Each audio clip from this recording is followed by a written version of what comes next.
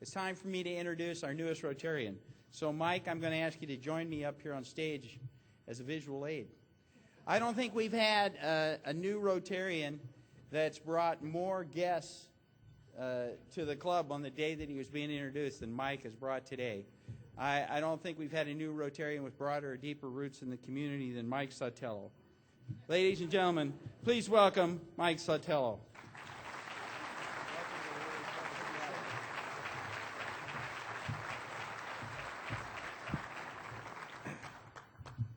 Does everybody, when they get introduced, have to give a keynote at lunch? Because I got to tell you, this is a first for me. I got to share with you the story just before we get started. Is 25 years ago, after I graduated from high school and I got into construction for a little while, and then I heard that Maui was a good place to live, so I moved there for a few years. And I was a bartender and a lifeguard over at the Hyatt Regency in Maui. And I did that till I was about 24 years old, and I wanted to come back to Los Angeles, because that's where I'm from, to, you know, get a real job and grow up a little bit. At least that's what everybody was telling me I should do, so I did. And I got a job as a janitor at an apartment complex in Long Beach, California. And one of my duties was to clean the pool daily. And during the summer that I got that job, there was this beautiful woman sitting out by the pool that every day she was out there visiting her father for the summer. She was from Atlanta.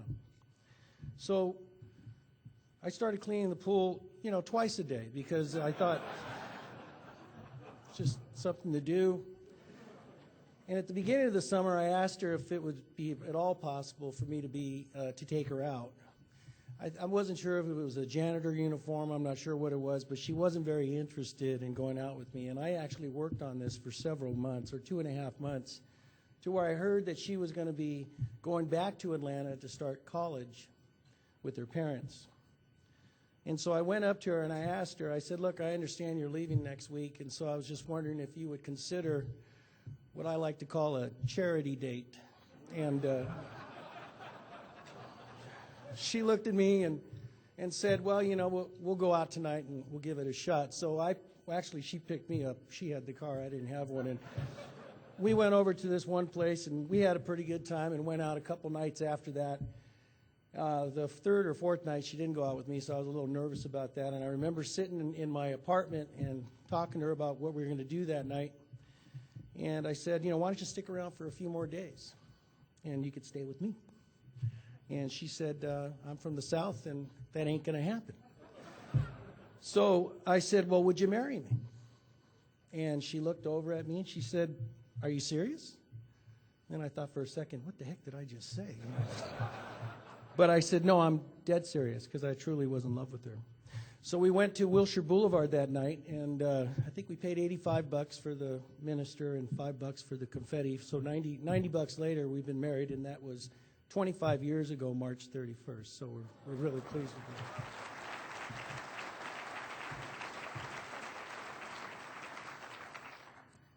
It's important today that I share with you first the people that I asked, and yeah, I did bring a big crowd, but there's some significance to it as far as who's joining me today as my guests.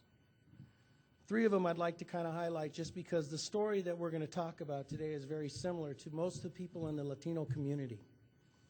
And so the first person I want to talk about is a guy that actually came over here when he was 2 years old from Mexico, Chihuahua, Mexico. He was brought over here he came over with his family when the Braceto project was out there. Now, some of you might not know what that is. Some do. It's when people in World War II, there were so many people serving our country that they allowed immigrants to come into the United States to fulfill the jobs that were needed so badly here during the war. Carlos then was raised in Los Angeles and actually lived in Chavez Ravine, which I'm very familiar with because I'm from LA. And that's where Dodger Stadium was built, but it was a very heavy Latino area. He then was one of those guys that was fortunate enough to take advantage of the affirmative action that was out there back then, which doesn't exist today. And he got enrolled into Pomona College, then went on to get his Master's of Finance at UCLA. Carlos always wanted to be a banker. And I asked him the story because I'm involved with Plaza Bank, and I remember talking to Carlos, and he said all his life he wanted to be a banker because he thought bankers had all the money. They do have all the money. They don't necessarily make all the money, but they have all the money. He found that out later on. And also that they dressed really cool. And so Carlos always liked to look nice, always wanted to be a banker, and so it was about, I guess, in 2005, after 25 years of working for various banks here in the Puget Sound area, we asked Carlos to join and be the Chief Executive Officer of Plaza Bank, and I'm proud to announce Carlos Manganetta. Please, could you just raise your hand?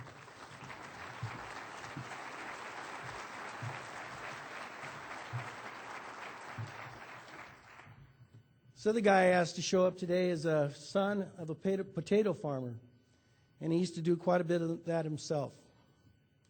His father's dream for all his 6 children was for all of them to be educated. Despite the lack of money that they had, pride was instilled in that family from day one. Gene's mom didn't wash the sheets once, but she would wash them twice, and so when she hung them on the clothesline, they were the brightest and the cleanest sheets in the neighborhood in Wapato. That's the type of pride that we're talking about. At 16, Gene dealt with his mother's struggle with cancer for a year and a half. And his mother's one of her last requests was to take care of the youngest of our family, Gene, but he knew that his future was not in Wapato. His future was getting involved in the business community. Since then, he's opened a series of spas that I think you guys are pretty familiar with. And last year, I think he generated over $75 million worth of sales last year for Gene Juarez Studios, just recently sold. Gene Juarez, would you please stand up?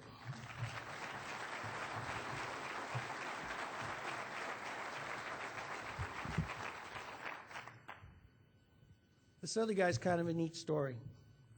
I remember we were sitting there doing an interview for some magazine, and we all had to talk a little bit about our lives.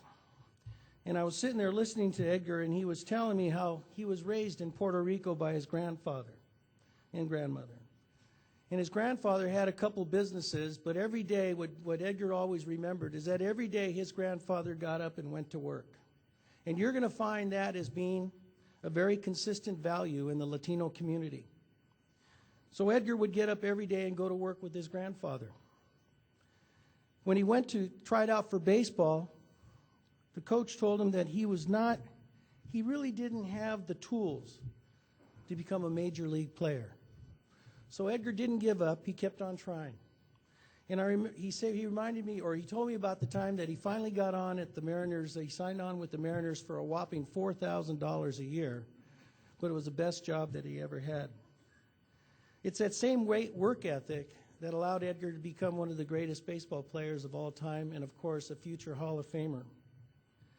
Pretty soon, you're going to be hearing, it's going to be announced, and it's be coming out next week, that Edgar has just made a very strong evolution of what his business currently is at Caribbean Apparel. What they do is they do a number of things for clothing and adwear, and he's some really exciting things that are going to happen, and you'll be seeing them in the very near future. But bottom line about Edgar is that he's got the same core values that I'll be speaking about today as far as faith, family, and hard work. Ladies and gentlemen, baseball great and small business owner, Edgar Martinez.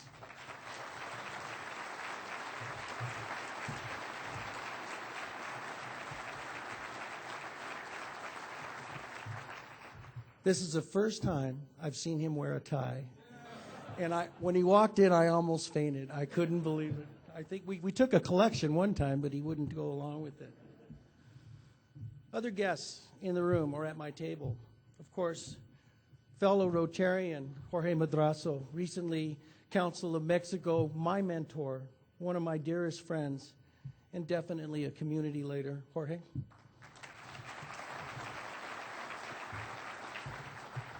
Bishop Elizondo, not only a bishop in the archdiocese, but also a community leader and one heck of a Seahawk fan, let me tell you. Normally, I go with Jorge and the bishop, and I take my son Nicholas, and we go to the Seahawk game. And this Monday night, they went. But I asked, I thought it would be a good idea if the bishop would take the other bishop with him, because obviously the Seahawks needed as much help as possible. And God bless you, Father. That was wonderful. It was wonderful. Ernie Aguilar, founder and chairman emeritus of the Washington State Hispanic Chamber of Commerce, veteran of 3 wars, and just celebrated his 87th birthday. Ernie?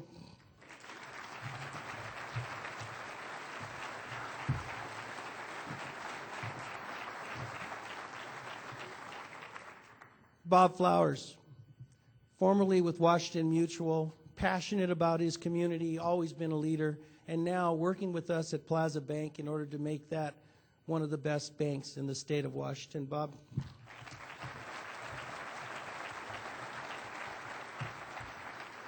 And Emery Thomas from the Puget Sound Business Journal, who was one of the first media publications that actually engaged us as a community and did a series of articles in where a lot of the families come from in Cuautla, Mexico, sent one of his reporters down there and really tried to help with us dispel the myths of the Latino community. Emery?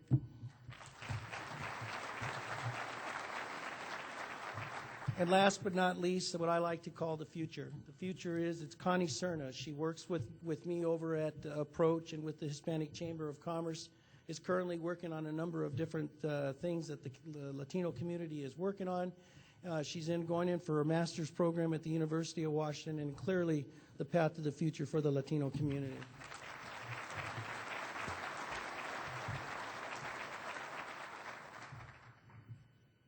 My background is similar.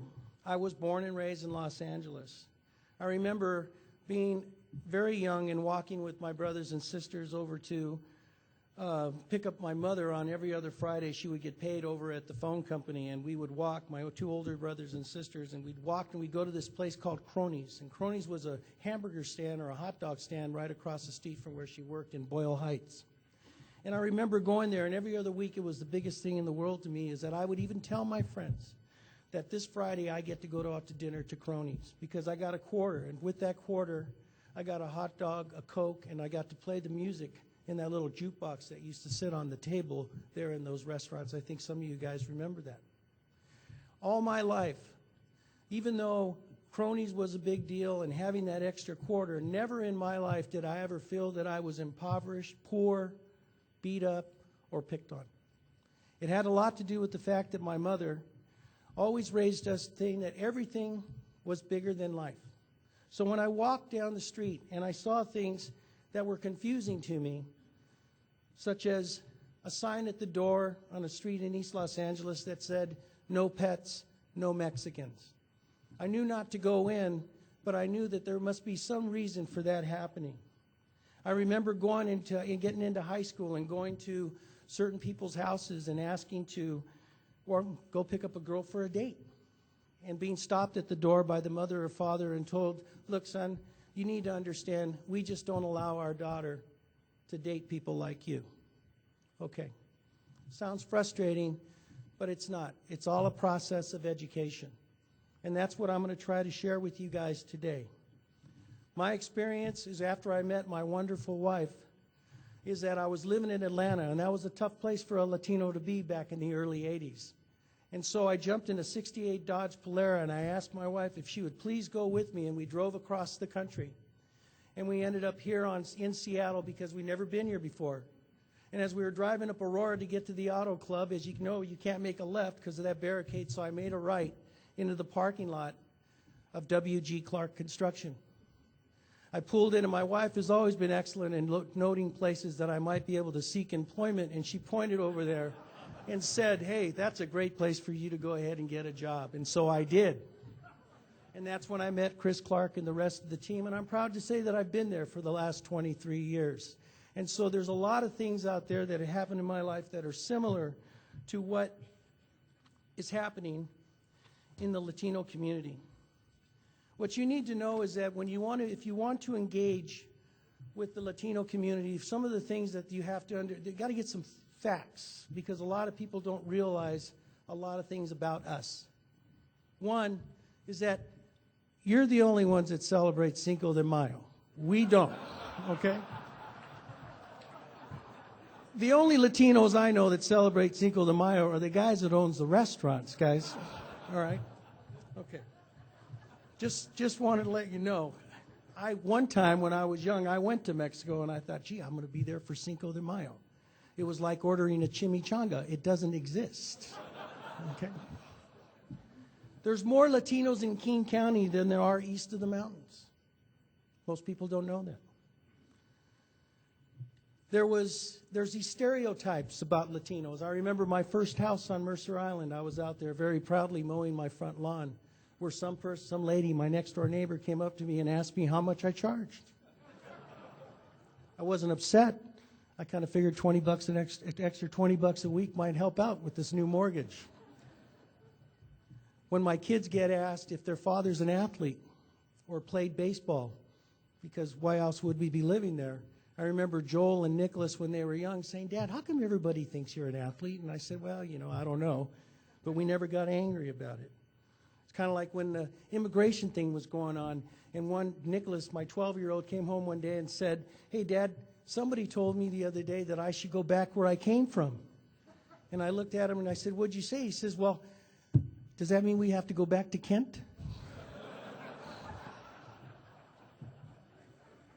We don't get angry when someone stands. Well, me and my family are not going to get angry when we stand in front of the Rainier Club or the Washington Athletic Club and someone hands us a valet ticket.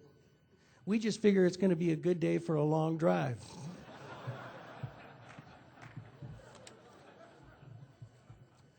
The unemployment rate for Latinos is lower than any minority group in the United States. The number one entrepreneurship is Latino women in the United States.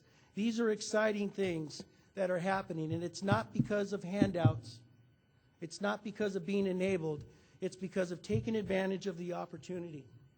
When I was asked to serve as the president of the Washington State Hispanic Chamber of Commerce, we had to face many challenges, and some recent ones based on immigration and the politics that have been going on. But what we had to do is we had to go back to stick to our core values of faith, family, and hard work. The three examples that I gave you here earlier. And with that, we went forward, unlike other chambers, to where what we decided to do is that we had to go and we had to get into the core values of the Latino community, because in all nationalities and all races, if you don't have a healthy family, you cannot have a healthy business. So unlike other chambers, what we tried to do is we started getting involved in school programs, after-school programs. I was a latchkey kid. My mom worked 2 jobs for 13 years. Every day I got home and I had to cook my own meals and learn in school, continue what I was learning in school. The challenges for some of our community is that English isn't spoken at home, and there aren't the programs out there right now that are being provided in order to help our kids be successful. So when the Bellevue School District called me up and said, we're having a problem with being able to get the teachers or the parents to get involved with the students, the first thing I did is I went to the council and I went to the bishop and I asked him to join me and meet with Mike Riley over at the Bellevue School District, because the way to get these parents involved is to do it through the things that they're involved with, that they've engaged. And in this case, it had a lot to do with the Archdiocese, the Catholic Church. The message was spread and the participation has grown. Working with school districts, working with government agencies such as the Attorney General's Office, who has put on 2 significant things for the Latino community.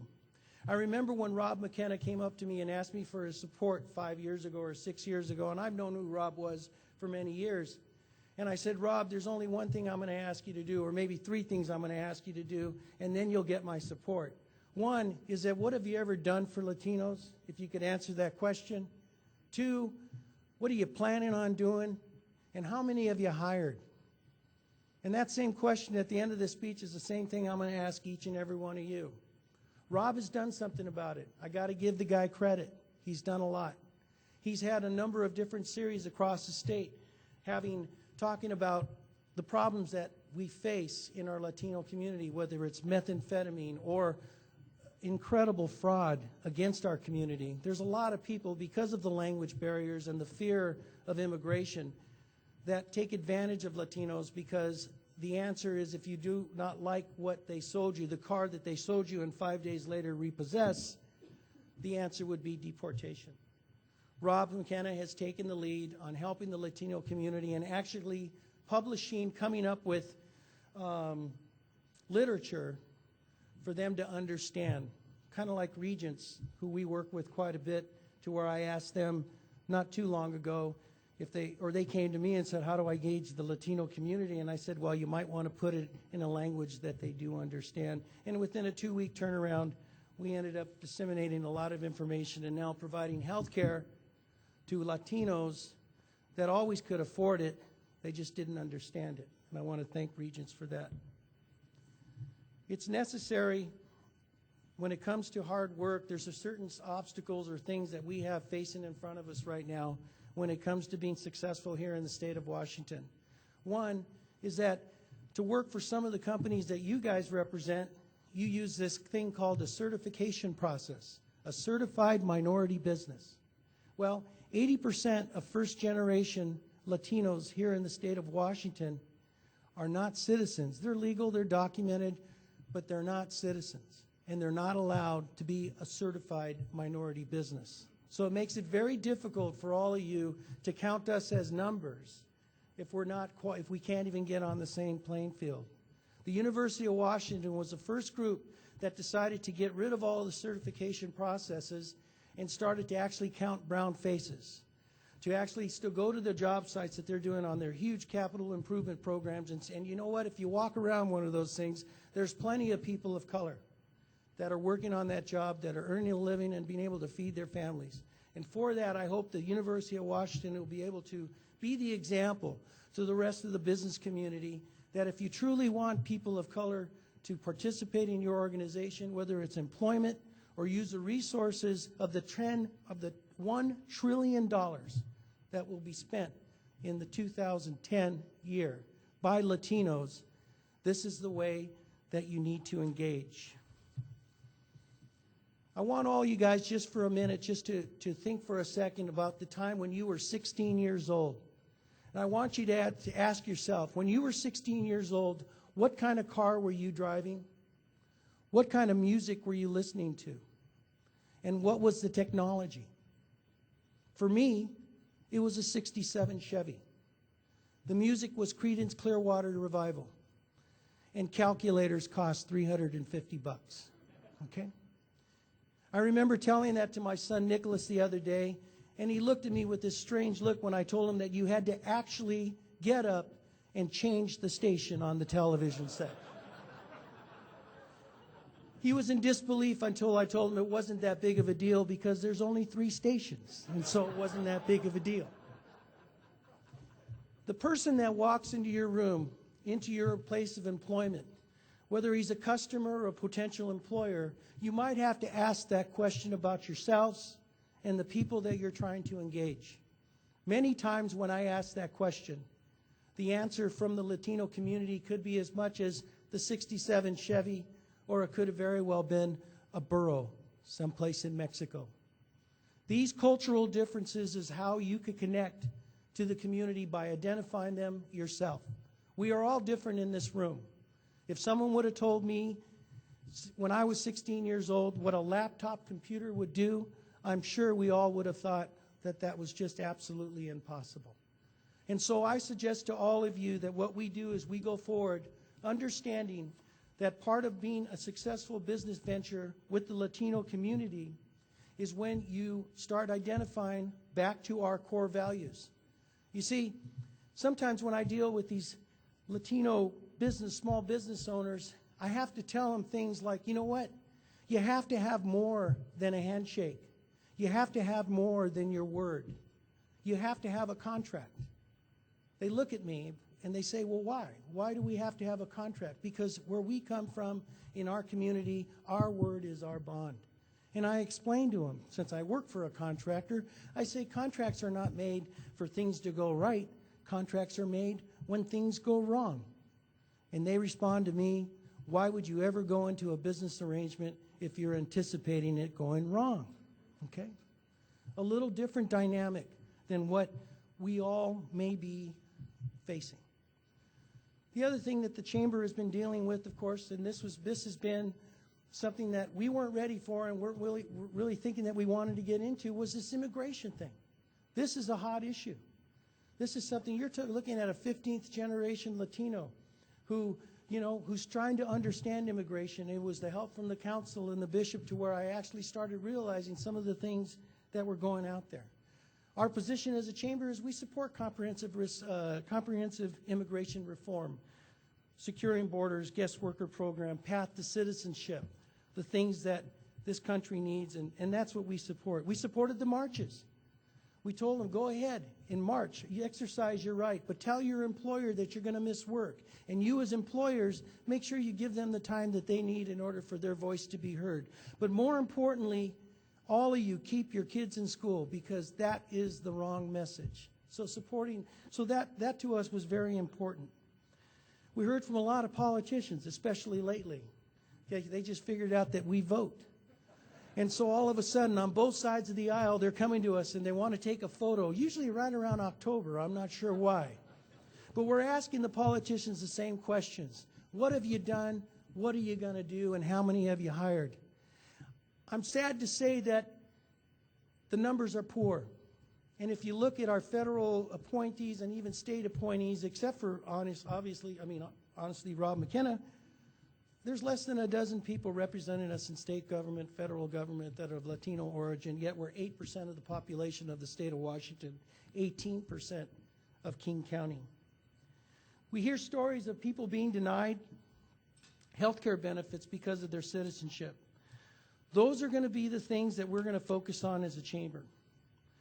Lastly is that I spoke a couple weeks ago at the University of Washington to a bunch of Latino students. You need to know how exciting that is to see that energy and that passion toward our future. You will be seeing happening in the next 5 to 10 years that I think will be exciting for all of us. And I ask you and I challenge you all to engage with the community in a more meaningful way, one that comes from the heart and the soul, and you will form relationships. You will become what I like to call the new magical experience. Together with the Washington State business community and the Washington State Latino community, we could be one. Nothing different, nothing special, just part of the community. In order for us to engage, we just need the opportunity. Thank you so much. Don't go away. I want you to stay up here with me for a minute. They like what you had to say. Thanks, Mike. Thanks to all of our program participants today. Last but not least, the rule of the week. When dealing with the media, remember, they always get the last word. Never say or do anything that you wouldn't want to read about on the front page. Next week we'll be at the Convention Center. See you there.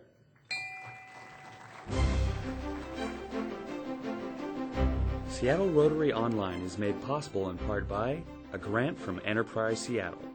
For over 35 years, Enterprise Seattle has provided client-based economic development services to businesses throughout King County and its 39 cities. More information on Enterprise Seattle and how they help businesses grow and prosper can be found at www.enterpriseseattle.org. And by First Choice Health, working with the Washington Health Information Collaborative to use technology to bring better health care to patients throughout the Pacific Northwest.